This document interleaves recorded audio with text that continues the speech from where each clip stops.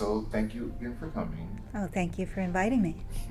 Now, let me ask, would you consider yourself a blerd? Oh, yeah, definitely from way back. Okay. So, um, what is your origin story for being a blerd? Like, what got you into it? Well, I think I was a blerd before blerd was a thing. I guess one of the things that made me that kind of kid was being a fan of Star Trek. I'm talking about the old Star Trek because I'm old. I'm not, with Captain Kirk and Mr. Spock. Yeah, so, and then that sort of sparked my interest in science fiction. And when I found out about Octavia Butler, I just totally wigged out. Okay. So how do you feel that Star Trek compares from then into now? Well, I really stopped watching, somewhere around the fourth movie, the one about the whales, and so I don't know what's going on now. Okay, all right, no problem. And pivoting, what inspired you to begin puppetry? So I'm a doll freak. That's another one of the nerdy things about me. I always wanted my dolls to come to life. And as an adult, I was able to purchase prosumer camcorder and make little videos with my dolls. But I realized that I was going to get in trouble with Mattel and Hasbro and a few other companies because I was using their intellectual property, their characters in my stories. So I thought I better make some of my own figures. And once I had made a video with figures that I made, I realized, oh, those are puppets.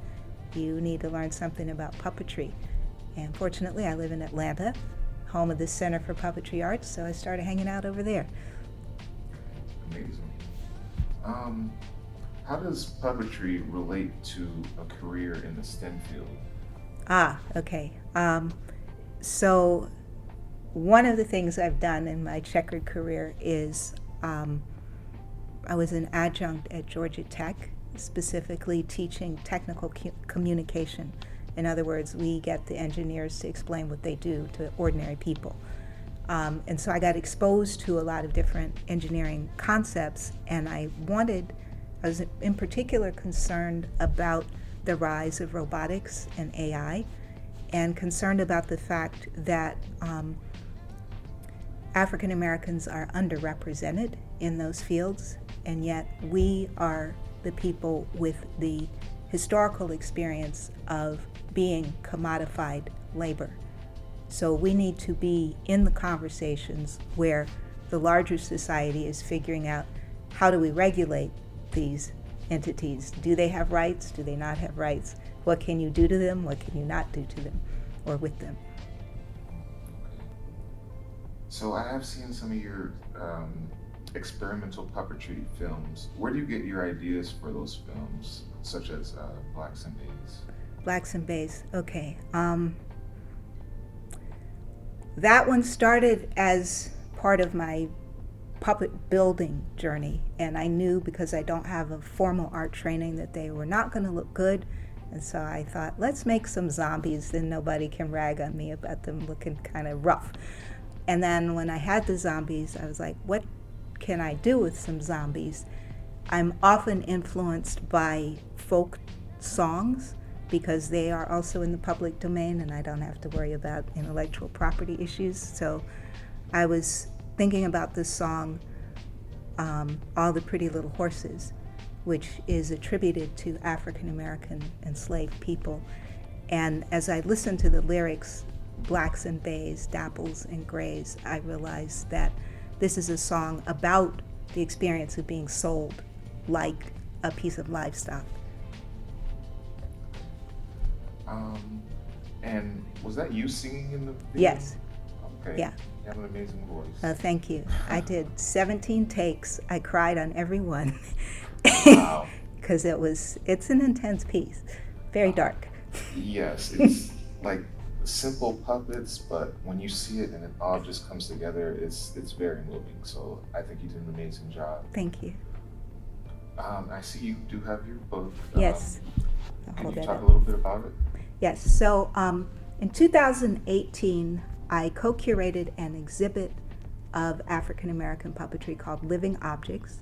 It appeared at the Blerd Institute and Museum of Puppetry at the University of Connecticut. We had some research questions when we were developing the exhibit that we were not able to answer in the time period that we had to research the exhibit, but I am tenacious. I guess that's one of the things about blerds. We get hold of an idea and we can't let it go. So I kept digging and digging, and about 3 or 4 years later, it resulted in this book. Now, pivoting again, what about the French language or culture attracted you enough to become a French major? So when you are good at something that your parents want you to do, it's really hard to figure out what you want to do. So I have a PhD in French because my parents were part of the pre-civil rights era black middle class that drank the Kool-Aid on liberté, égalité, fraternité. They didn't know about French colonialism. And so they thought if I learned French, I would be a citizen of the world. Now, how has being selected as a Fulbright Fellow for the 2013 and 14 academic year influenced you or your career? Oh, it completely changed my direction. I went to Senegal thinking I'd be teaching in a university, and the universities were on strike for the whole time I was there. So I ended up working as an artist in residence at the French Cultural Center. They had an art gallery, so what I was doing was running workshops for kids who would visit the exhibits. I had 6 iPods with me. That's another nerdy thing. I had intended to use those to have books on them for my students to read in class because the libraries there are very poor. But since I wasn't teaching in the university, I was using them to teach kids digital photography, videography, and whatever else you can do with an iPod.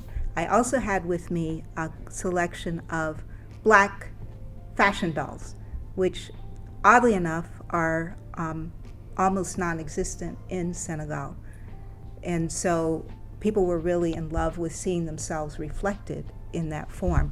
And the Institut Français hired me to do a digital storytelling workshop. And the contract said poupée marionnette. They wanted my dolls as well as the iPods. And the French word poupée is doll and marionnette is puppet. So they were already seeing the dolls as puppets. And that was part of also what shifted me towards puppetry when I got back to the States. Now, is there something that you've found in your studies into dolls and puppetry that you wish more people knew? Yeah, lots, a whole book, a book full. But I think puppetry is one of those, well, the important thing I think for this audience is that most of the Africans enslaved in the Americas came from societies that practiced some form of object performance. If we've been to museums and we've seen masks, etc., then we kind of have an idea. Those performances, those objects were deliberately suppressed under slavery. And the cover of this book is a painting by Ralph Chissé, an African-American artist. It depicts Moses and the idolaters. There's the gilded calf. So in the Christian masters saw these objects that Africans created as heathen idols.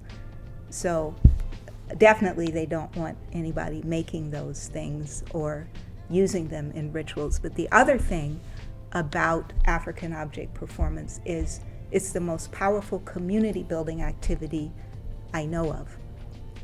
And if you can organize a masquerade performance, you could organize a revolt, and that's definitely not happening. So we lost this for many years, and I want people to know that it's our legacy, and please feel free to return and reclaim.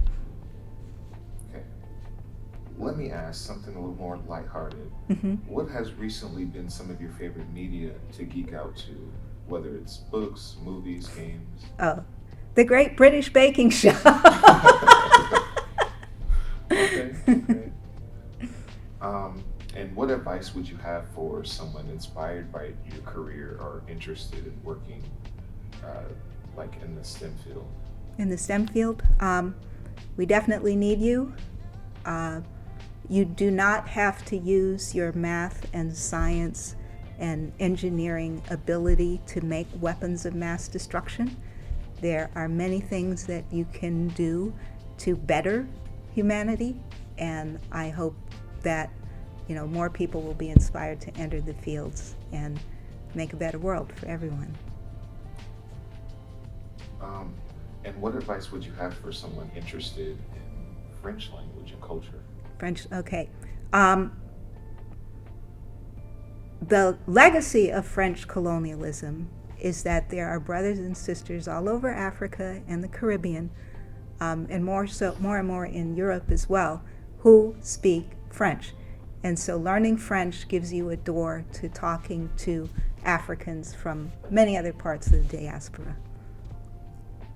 And you've also mentioned that you've been coming to Dragon Con for a long time? The first time I was able to come was, I think, 2015. Okay. Mm-hmm. And what is it that you like about Dragon Con? Community. Yeah, community. That's- Mm-hmm.